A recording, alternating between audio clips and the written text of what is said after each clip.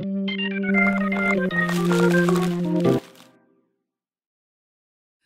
guys, balik lagi sama kita di Kupas Berita. Jadi di Kupas Berita kali ini kita mau ngomongin Roy Suryo, Roy Suryo lagi. Akhirnya ya, kita ngomongin Roy Suryo lagi. Waduh, seneng banget. Ya, udah lama karena Bang, kita menunggu dia berulah lagi. Oh iya. ada aja gebrakannya gitu Iya. ya. Jadi beredar info kalau Mas Roy Suryo ini lagi dipermaluin Bang. Dipermalukan jatuhnya. Iya. Karena Mas Roy ini kan bikin, jadi ini Forum Diaspora Indonesia itu bikin acara bedah bukunya Mas Roy Suryo. Yang itu Jokowi yang itu. Jokowi's White Paper. Nah, itu tuh di Sydney pas tanggal Sydney 2 mana itu? November, Australia. Oh, Sydney, Sydney, Australia. Iya, benar. Nah, terus kan awalnya kan emang acaranya acara bedah buku, Bang. Terus kayak orang yang mengawali acara itu dia bilang, ini acara kita bukan mau ngulitin Pak Jokowi ya, tapi kita ingin berbicara soal kebenaran. Oke. Nah, yang hebat. bikin Pejuang kebenaran. Mencari kebenaran. Yang bikin viral, Bang, ada salah satu cuplikan video. Jadi yang tadinya katanya bedah buku malah jadi ada kegiatan lelang buku. Lelang buku gitu. Lelang, tuh setahu aku istilah lelang tuh harusnya kayak identik dengan mendropkan sesuatu harganya nggak sih Bang? Maksudnya kalau lelang, misal harganya 200.000, kalau dilelang jadi 50.000 gitu nggak sih? Enggak harus. Enggak, lelang tuh jadi tinggi-tinggian bayar. Oh gitu, ya. Okay. Jadi nggak ada sebuah harga fix, misalnya 100.000, nggak gitu. Iya. Nah, beredar video juru lelangnya nih ngomong ke audiensnya. Ini, siapa yang mau beli nih? 200.000 $200,000 kabarnya, dolar Australia. 200.000 atau $200? 200 sorry.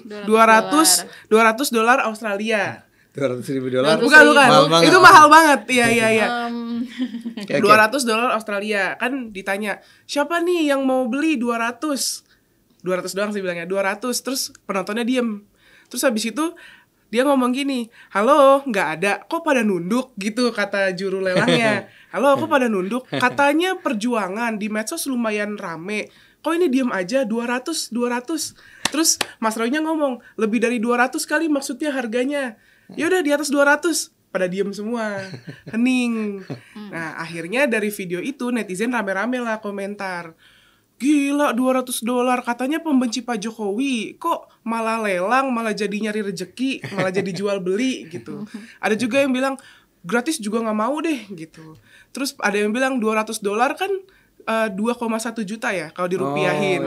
2,1 terus kayak ya mending beli beras dong 20 kilo kayak gitu. Ada yang bilang gitu. Benar-benar gitu. sangat rasional. Akhirnya rame lah di sosial media. Wah, ini malu nggak sih Mas Roy gitu, udah jauh-jauh. Effortnya nggak main-main loh Bang ke Sydney. Udah datang ke Sydney, akhirnya bukunya kabarnya sih laku 1 dari 10. Jadi dia bawa 10 buku. 10 buku laku 1. Iya, ke Sydney. Lelang. Aduh, Roy. Gitu. Memalukan sekali kau, Roy. Nah, tapi kalau sebenarnya, ini aku tadi kepo, maksudnya gini, kadang kalau mungkin $200 buat kita itu mahal, karena kan jatuhnya 2,1 jutaan ya kalau nggak salah dirupiahin. Tapi kan kadang itu standar mahal untuk kita, karena UMR kita misal berapa. Terus barusan aku kayak kepo, ini aku nggak tahu benar apa enggak, ini kan AI ya. Dia bilang kan UMR kalau di Australia tuh bukan UMR, UMN, karena upah minimal nasional, jadi berlaku senegara. Per minggunya itu $948.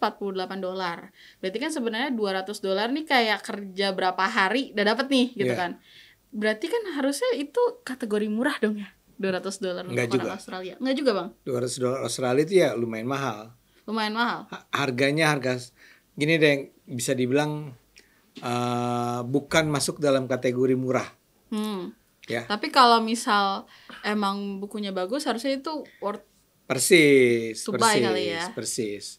Ini rupanya orang-orang yang datang ke sana, pertama mungkin nggak punya duit. Ya, banyak kemungkinan nih. Kemungkinan perlu nggak sih gue bayar $200? Masih jangan mempertanyakan, ini worth to buy nggak sih ini buku ini? Iya, itu artinya dipertanyakan. Memang dianggap, mungkin banyak sekali orang yang sudah menganggap bahwa ini nggak layak dibeli. Barangkali kepengen sih baca. Kan ada yang beli 1 orang. Iya, 1. Kali udah janjian. Ntar gue ikut baca ya. Kalau saya pribadi misalnya, saya sih kepengen nonton. Baca. Kita beberapa kali ngomong di KB kalau Bang Ade ada kesempatan untuk dapat gitu ya, dapat atau beli Bang. Tapi jangan $200 juga dong. Nah, iya Kalau benar. harganya masih 200.000 aja ya. Iya. Mau saya beli, tapi nggak tahu. Saya buka market tuh marketplace. Nggak ada yang jual. Yang jual cuma mereka sendiri kali. Iya, edisi terbatas. Kita harus ke Sydney dulu. Terbatas, katanya mau menyebarkan kebenaran kok terbatas. Nah, itu dia. Itu dia. Itu dia. Ya, saya menyarankan Bung Roy kalau memang pengen cari duit dari sana, yang menurut saya ya nggak apa-apa dong, wajar lah orang cari duit. Iya betul. Dia buka nih harganya 200.000 misalnya. Iya. Buka di sebuah e-commerce gitu. Saya yakin sih ada 5 orang lah yang beli. Mungkin ada yang beli gitu. Saya akan termasuk orang yang beli kalau 200.000. Iya. Kalau lebih dari 200.000, gitu loh. Layak kan sih? Iya, paling ntar kita baca sambil gini-gini. Kayak alis full mengkerut gitu kan mungkin ya Bang. Pasti ya. Pasti ya, dan tapi kan saya pengen baca juga apa sih yang dia bilang sebagai contoh nih, yang analisis neuroscience-nya Tifa. Itu apa gitu, apa yang dia maksud. Orang menggunakan ilmu tentang syaraf untuk meneliti keaslian ijazah. Kan luar biasa itu. Soalnya yang di spoiler sama Bu Tifa ini kalau di talk show tuh kayak ini ada gambarnya kan, ada gambar rongga otak segala macam. Apa nih, mau tahu gitu. Tapi gimana ngecek ijazah palsu pakai analisis otak kan? Iya. Itu dia yang kita ingin tahu sebetulnya. Saya juga pengen tahu nulis apa sih Roy Suryo? Apa yang dia bilang di sana? Bang, tapi kalau lelang itu sebelum bedah buku tuh kan berarti dia juga nge-spoiler dikit-dikit kan isi bukunya. Di bedah bukunya pasti ada. Di bedah buku ya. Harusnya kalau misal udah ikut orang-orang yang ikut bedah buku, kalau emang cara bikin acara bedah bukunya bagus, menarik, harusnya ada yang beli dong. Harusnya. Makanya ini mengejutkan. Saya rasa banyak orang kemudian mengangkatnya sebagai bahan pembicaraan khusus karena kita mengasumsikan yang hadir di acara itu mestinya sesama pembenci Jokowi kan? Iya benar. Seperti yang disebut oleh si pembawa acara kan yang tadi bilang katanya anti Jokowi, bagian disuruh beli $200 aja nggak mau kan gitu. Nah itu memang pertanyaan besar tuh. Kenapa orang nggak mau beli? Ada jawaban pertama adalah karena setelah mereka datang, mereka dengar omongannya Roy sama kawan-kawan, mereka tiba pada kesimpulan it's not worth it. Nggak layak lah kita keluarin duit 200 cuman buat buku semacam ini. Kedua ya barangkali memang sebetulnya sebagian besar yang datang itu bukan para pendukungnya Roy Suryo, bukan para anti Jokowi, bisa aja kan? Tapi dia datang, dia pengen denger, ya elah ini sih emang nggak penting. Anyway, saya mau bilang iya, saya setuju tuh itu sebuah berita yang mengejutkan, tapi nggak sampai situ Bang. Oh nggak sampai Jadi, situ.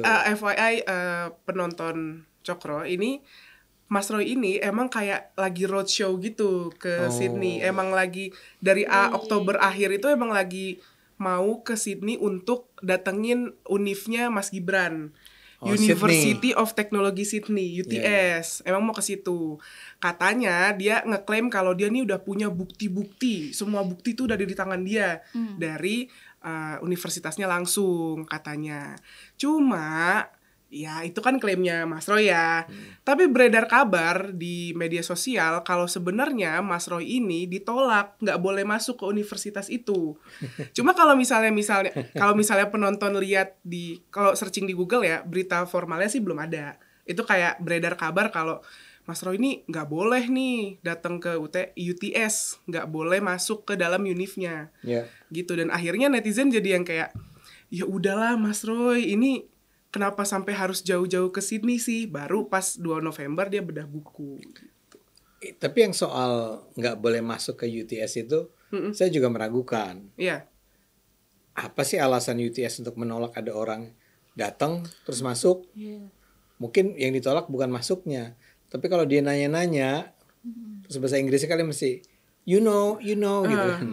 Nggak ngerti ya. Maksudnya I came from Indonesia. Australia kan logatnya juga beda kan, maksudnya aksennya. Dia juga nggak ngerti aksen kita mungkin ya. Mungkin kayak annoying banget sih. Apa sih ini ya? Apa sih Australia tuh British? Australia. Enggak, Australia biasa. Apa lu? Oh, oke. Ini maaf ya penonton, di sini ada tim produksi yang kadang-kadang suka ikut-ikutan komentar, tapi bermanfaat sih. Nah, kembali ke tadi ya. Ya mungkin juga kalau dia datang terus dia bilang, saya mau mempelajari tentang ijazah seorang mahasiswa bernama Jokowi gitu ya. Mas Gibran. Gibran. Ya.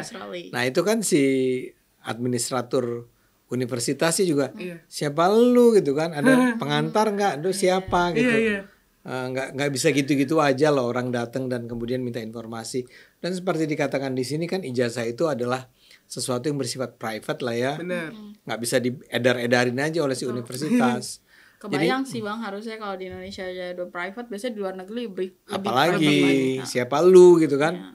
Ya Roy Surya mungkin di Indonesia sangat terkenal karena kejanggalannya itu ya. Tapi kalau di Australia ya gimana dia bisa dia melakukan investigasi seperti yang dia katakan. Jadi dia juga nggak bisa nih lolos ke si Technology of Sydney ini. Tapi yang lebih penting barangkali adalah Nui mungkin bisa cerita nih tentang. Oke, kita lanjut yang ke tiba-tiba Roy itu wawancara 3 orang ya. 3 alumni ya. Jadi tuh Roy itu sempat wawancara 3 alumni UTS. Orang Indonesia semua ya? Mungkin ada orang Indonesia. Orang Indonesia.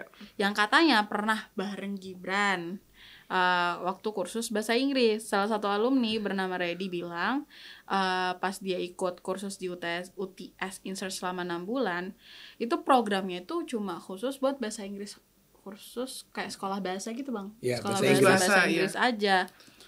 Cuma English course.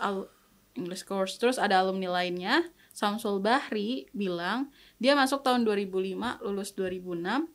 Sama juga dia bilang program itu nggak ada hubungannya dengan kayak tingkatan setara sekolah SMA. Terus ada lagi alumni ketiga namanya Satria. Dia bilang dia tuh ikut program dari Maret 2005 sampai Juli 2005 dan sama bilang UTS InSearch itu adalah lembaga persiapan atau pathway untuk mahasiswa ke UTS, bukan sekolah menengah formal. Nah, di situ jadi kayak mungkin Roy itu kayak merasa itu bukti kuat bahwa enggak, berarti Gibran tuh enggak sekolah SMA gitu. Dia cuma kursus bahasa Inggris di sana di bukan Australia. Kayak, semacam apa sih namanya, diploma gitu ya? Iya, bukan diploma. Nah, tapi ini tuh langsung dibantah sama TikToker. Nanti dulu kita kan gini. Okay. Sebetulnya kan isu tentang Gibran ini persoalan utamanya adalah apakah dia betul-betul lulus SMA. Iya, benar. Karena ijazah SMA itu adalah syarat bagi seseorang untuk bisa maju menjadi calon presiden atau wakil presiden. Kan itu intinya ya. Dan orang menuduh bahwa dia itu sebetulnya tidak pernah lulus SMA. Ketika dijawab udah gitu kan. Bahkan menyebut nama UTS itu, Roy Suryo merasa perlu untuk membuktikan betulkah dia itu lulusan UTS. Nah, kembali ke Anda. Oke. Terus abis itu dibantahlah sama yang namanya TikToker @inalim.jurusanku. Dia bilang semua orang yang diwawancari Roy itu bukan lulusan foundation atau diploma pathway program dari InSearch, tapi hanya sekolah bahasa. Nah, dia ngejelasin kalau di InSearch itu emang ada sekolah bahasa sama sekolah program pathway. Nah, contoh, ada yang mau kerja sebagai perawat misal di Australia, tapi syarat bahasa Inggrisnya belum memenuhi, jadi dia di InSearch itu ngambilnya sekolah bahasa aja. Nah, tapi dan itu sekolah bahasa ini beda banget dengan program pathway. Sekolah yang bahasa diikuti Gibran tuh pathway. Jadi bukan sekolah bahasa yang tadi 3 alumni itu sekolah bahasa. Mungkin kalau dalam bayangan aku mungkin emang pernah kali ya sekelas. Kan pasti Gibrannya juga ada sekolah. Ada bahasanya juga. Tapi kan mungkin abis itu Gibrannya juga pindah lanjut dong ke lanjut atau. Jadi selain dia belajar bahasa, dia juga ambil kuliah-kuliah lain. Iya, program pathway karena gitu. Pada dasarnya programnya beda. Benar. Gitu. Sehingga apa tuh? Dia Sehingga si Mbak siapa namanya tadi? Mbak yang TikToker Inalim ini bilang kalau Mas Roy ini janganlah nyebarin disinformasi karena tiga alumni itu tuh emang sekolah bahasa, beda sama Mas Gibran yang pathway. Karena kan kalau yang pathway ini kan emang tujuannya buat menyiapkan siswa supaya bisa masuk ke universitas, makanya jadinya jalur akademik nih. Beda sama si 3 alumni tadi. Nah, jadinya disinformasi kalau misalnya nggak dijelasin. Iya, karena kan jadi kesannya framingnya tuh InSearch itu cuma sekolah bahasa. Padahal kan sebenarnya InSearch itu juga punya 2 program, yang satu sekolah bahasa, iya benar, satunya baru program pathway yang emang persiapan. Nah, barangkali Roy sebetulnya memang nggak tahu. Ya, mungkin. Dan nggak cari tahu. Nah, kesalahan dia adalah dia nggak bisa dong cuman ngandelin ada 3 orang yang waktu itu yang ternyata kerjanya juga maaf ya bukan untuk belajar menempuh pendidikan tinggi sebetulnya ya. Kemudian menyimpulkan bahwa kalau gitu cuman ada 1 program namanya program bahasa. Itu yang tidak dilakukan oleh Roy. Roy itu sering begitu, kurang mencari tahu secara lengkap. Iya, malah netizen jadinya bukannya memuji Mas Roy ya, malah bilang kayak udah jauh-jauh ke Sydney malah nongkrong, malah jadi obrolan nongkrong gitu orang ngelihatnya. Kok malah nongkrong sih? Cari tahu yang benar. Nongkrong kan mereka di kafe kan, kayak di tempat makan, nggak tahu di kafe atau di resto. Malah nongkrong yang benar dong, gitu kalau mau memberitahu kebenaran. Gitu. Jadi memang pendidikannya Mas Gibran ini agak aneh buat orang Indonesia. Karena dia memang benar tidak pernah lulus SMA di Indonesia. Dia tuh cuman sampai kalau nggak salah SMP ya. Kalau nggak salah. Di Indonesia. Indonesianya. Kemudian dia melanjutkan ke sekolah SMA di Orchid di Singapura, ya.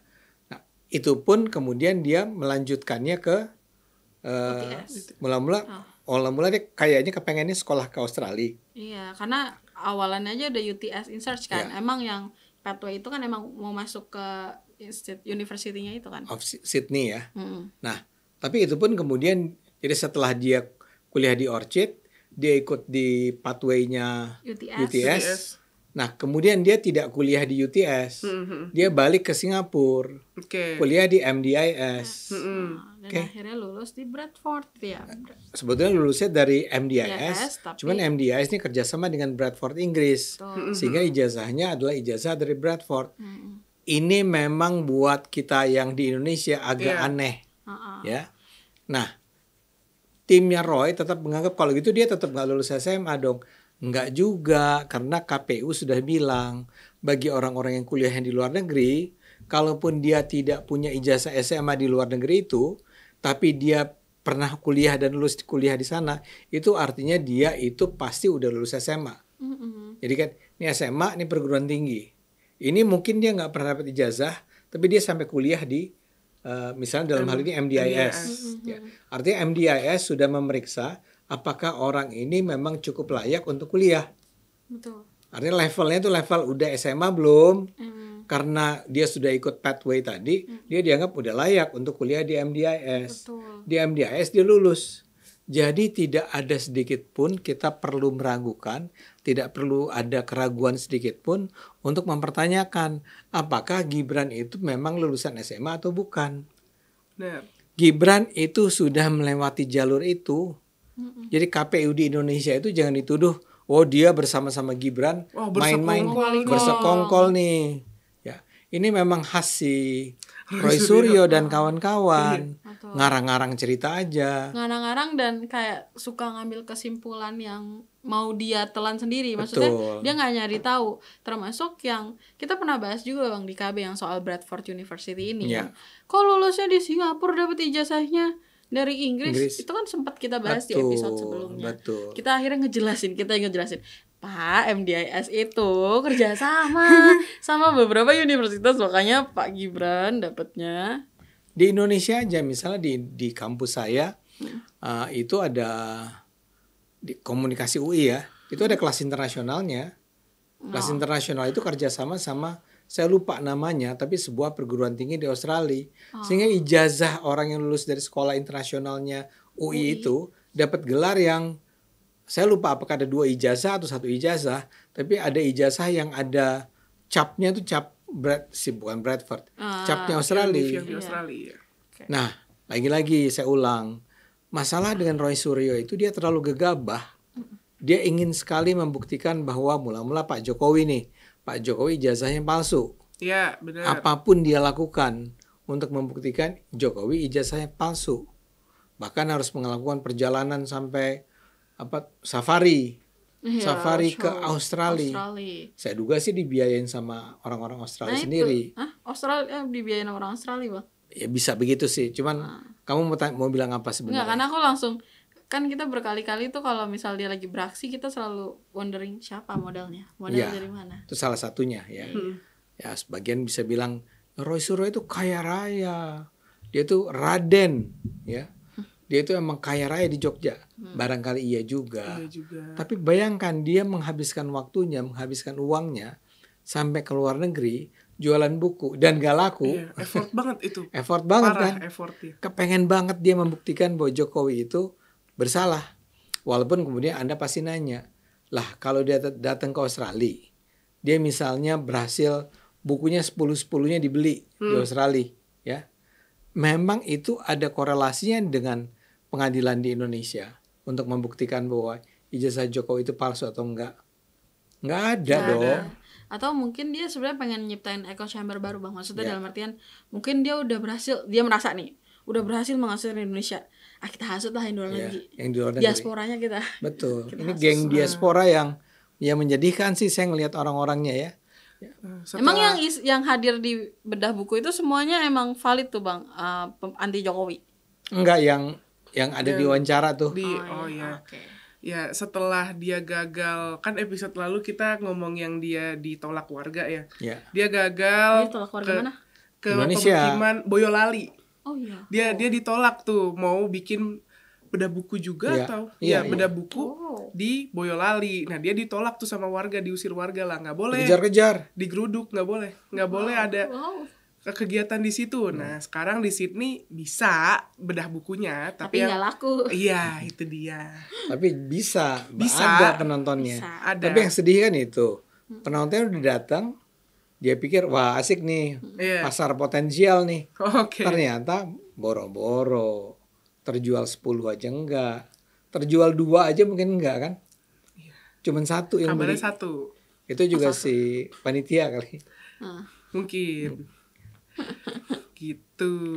Terus aku juga ngelihat, aku nggak tahu ya apakah memang si Mas Roy ini emang udah ke pojok, terus dia malah sekarang aku ngelihatnya kayak Mas Roy ini kayak kehilangan arah gitu loh, Bang. Udah semakin terpojok, makanya nggak heran. Iya, ada YouTuber, aku lupa nama YouTubernya siapa, tapi dia bilang gini, ini Mas Roy ke Sydney ini cuma mau kabur doang ya, mangkir dari pengadilan, kayak gitu. Karena kan dia udah ditetapkan belum sih? Belum, pengadilannya udah mulai dengan yang namanya gelar perkara.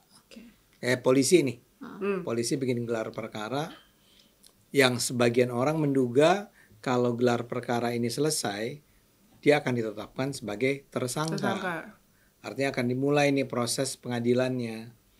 Jadi dia melarikan diri. Tapi kan gak ada gunanya dong melarikan diri ke Australia.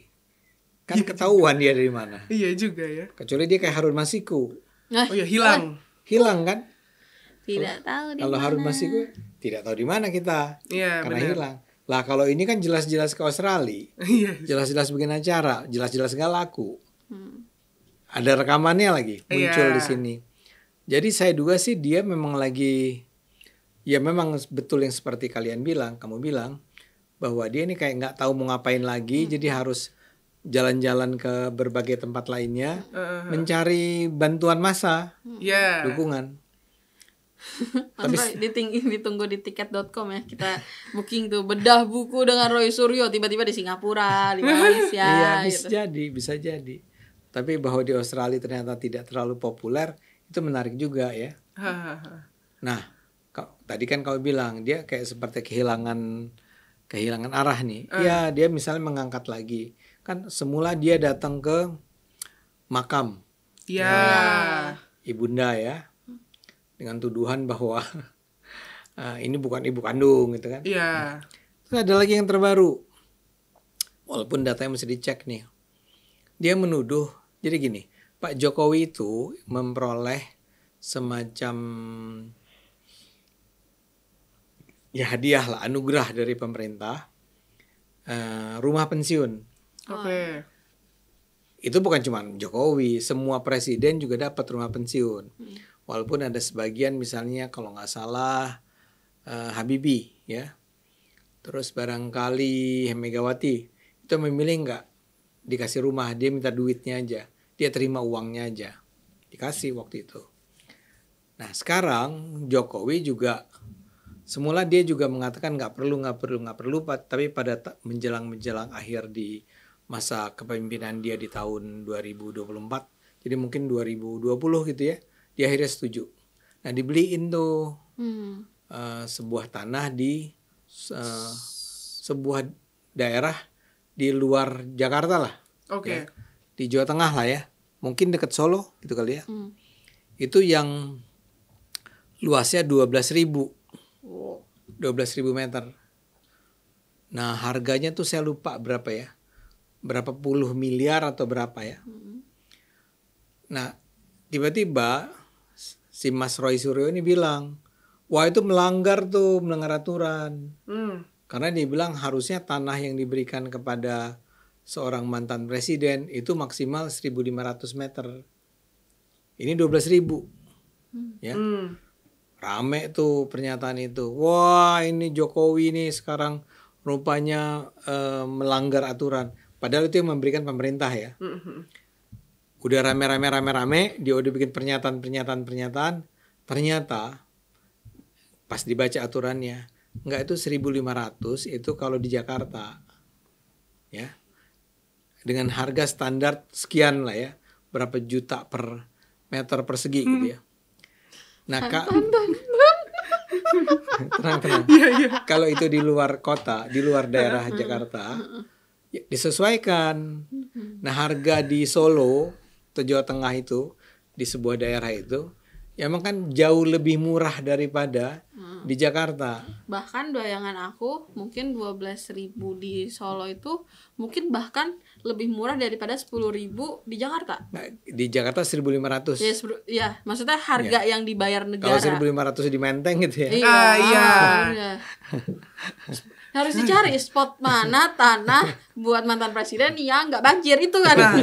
Itu pasti udah mahal banget. Bener. Ya itu. Iya. Jadi Roy Suryo ini seperti saya bilang, nggak baca gimana sih aturannya, nggak dia pelajari. Dan ini sebenarnya penjelasan tentang 1.500 di Jakarta itu sama dengan 12.000 di Solo atau dimanapun itu ya, itu udah dijelasin sejak beberapa tahun yang lalu. Itu bukan aturan baru gitu kan ya? Beritanya aja udah lama. Jadi penjelasan dari pemerintah, dari istana misalnya mengenai tanah itu sudah diberikan sekitar, saya baca tadi berita tahun 2022 apa. Oh my god.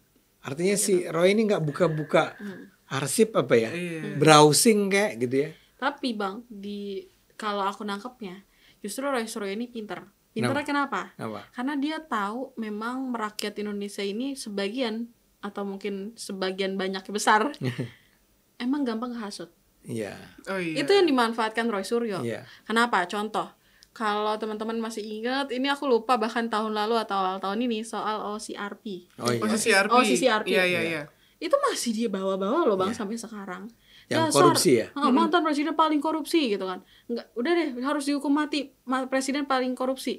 Itu kan yang dibawa OCCRP terus kan. Padahal kita tahu faktanya adalah OCCRP itu bla bla bla bla. Nah, ini yang dimanfaatkan Roy Suryo menurut aku. Dia asbun aja pokoknya. Nanti dipercaya sama netizen yang darurat literasi misalnya. Betul. Saya setuju dengan argumen itu. Dan miris. Dan sedih dan miris ya.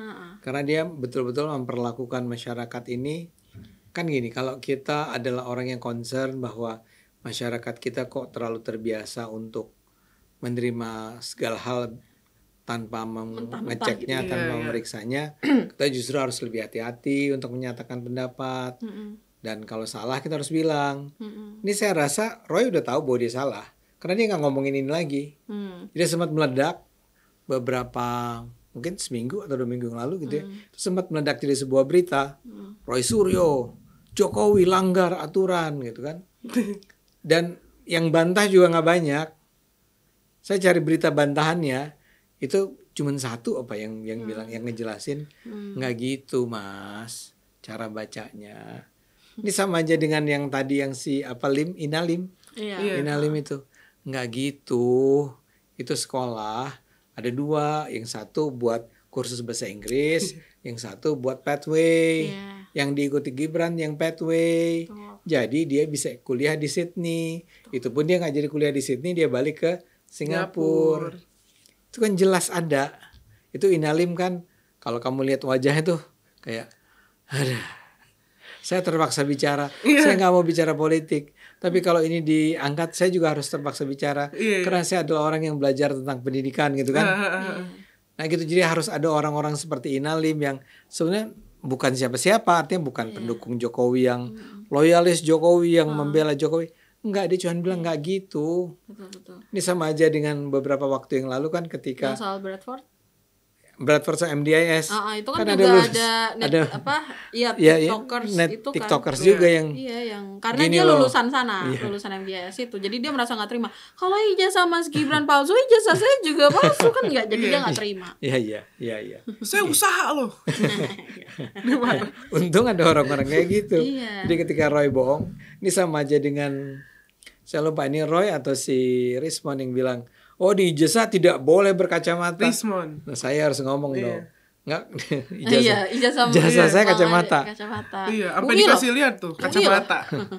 Ya kan dia bilang semua universitas di Indonesia atau universitas negeri, saya lupa lah, melarang. Tapi kan emang dia gayanya gitu ya Bang, selalu asbun tanpa minta maaf juga kan? Emang pernah dia minta maaf? Gak pernah kan? Harusnya sekarang, kita belajar tuh netizen, patternnya dia, asbunnya dia emang gak pernah mau benar mau salah, dia juga gak akan minta maaf. Jadi kita yang harus jeli tuh sama pernyataan dia. Misal kalau sengaja gak denger gitu kan, kalau bisa sih ya udah blok aja, report gitu. Sabar. Tapi saya mau bilang nih, bayangin yang soal ijazah palsu ini, temen saya UI ya, seumuran sama saya, yang nggak bodoh orangnya gitu, lumayan lah ya. Sampai sekarang kalau di WA group masih bilang, udah itulah yang menyebabkan dia menggunakan ijazah palsu. Itu dapat dari mana, kan udah dibantah berulang kali. I mean, ini bukan nobody gitu, bukan sembarangan orang yang berpendidikan tinggi juga. Ya Roy Suryo juga berpendidikan kan, Bang? Persis. Dokter telematika. Dokter Tifa berpendidikan, respon? Nah, apa? Kamu ketawa kenapa? Enggak. Kemarin kan kita baru omongin yang dia kan ngakunya lulusan Jepang. Yamaguchi. Sekarang yang beredar adalah enggak, Yamaguchi udah bantah. Oh iya. Bukan, dia nggak lulus dari situ. Ayo langsung dilepeh sama universitasnya. Takut banget. Tapi memang kita ngelihat sekarang mereka udah jalan sendiri-sendiri sih. Kayak dia ke Sydney kan sendirian ya. Sendiri. Dilihatnya sih sendiri sih. Udah nggak solid kah? Ya nggak tahu. Aku nanya. Nggak mungkin karena bohirnya. Wah, kalau banyak kita nggak sanggup nih. Satu aja lah. Ini modal gede ini. Jadi gitu. Jadi kita cerita-cerita lucu mengenai. Iya, karena ada aja gebrakannya, heran deh. Kadang tuh meledak terus landai kan. Terus pas meledak lagi, wah tiba-tiba di Sydney, gue bilang liburan nih, enak juga. Mau dong Pak. Iya. Jangan mau kalau diajak jalan sama dia. Jalan dong Bang. Atau berangkatnya bareng udah nyampe Sydney, jalan sendiri, dia jalan sendiri. Oke, mungkin itu aja yang bisa kita bahas di Kupas Berita kali ini. Jangan lupa like, comment, subscribe, stay tune terus di Kupas Berita berikutnya. Bye-bye. Bye-bye. Bye, Pak.